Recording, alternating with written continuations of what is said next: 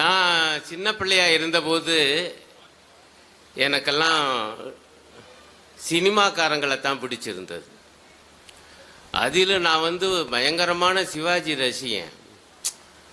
பள்ளிக்கூடத்துக்கு போகும்போது, பொதுவாக பள்ளிக்கூடத்துக்கு போகும்போது எல்லாரும் சாமியை தானே கும்பிட்டு போவாங்க. நான் எங்கள் வீட்டில் உத்தமபுத்திரன் சிவாஜி படம் வச்சுருப்பேன். அதை பார்த்துட்டு தான் பள்ளிக்கூடத்துக்கே போவேன். பார்க்காம போனால் அன்னைக்கு விளங்காதுன்னு எனக்கு ரொம்ப அழுத்தமான நினைப்பு மனசில். அப்படி சின்ன வயசில் சினிமா நாயகர்கள் என்னை கவர்ந்தார்கள்.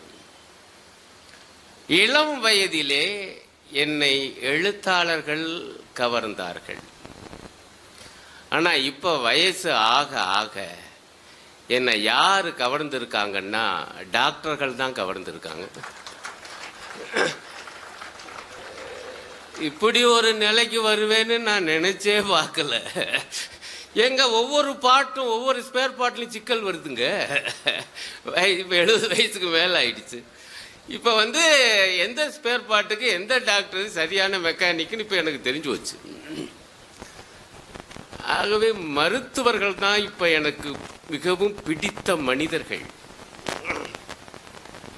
உண்மையிலேயே நம்ம யோசிச்சு பார்க்கணும். ஒரு காலத்தில் சுதந்திரத்தின் போதெல்லாம் 40களில் இந்தியர்களுடைய சராசரி வயது ஒரு 30-31 வயசு தான். இன்றைக்கு நண்பர்களே, இந்தியர்களின் சராசரி வயது 61 வயசு. டபுள் மடங்காயிடுச்சு. இதுக்கெல்லாம் யார் காரணம்? மருத்துவ மாணவர்கள் காரணம்.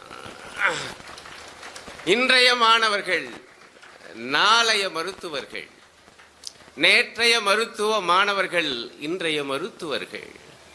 அவங்களால தான் இது சாதிக்கப்பட்டு. அதுவும் மதுரை மாநகரம் நம்முடைய மருத்துவர்கள் குறித்து உண்மையிலேயே பெருமைப்படணும். நான் சென்னையிலிருந்து மதுரைக்கு இறங்குறேன் அதிகாலை பாண்டியன் எக்ஸ்பிரஸில் ஒரு 5:30 மணி 6 மணிக்கு சிட்டி பஸ் பிடிக்கிறதுக்காக நிற்கிறேன். சுற்றி ஏகப்பட்ட கூட்டம். அவ்வளவு கூட்டமும் வடக்கிருந்து வந்திருக்கு. இந்த பக்கம் பார்த்தா கல்கத்தாவிலிருந்து வந்திருக்கு, திரிபுரா அகர்தாலாவிலிருந்தெல்லாம் வந்திருக்கு.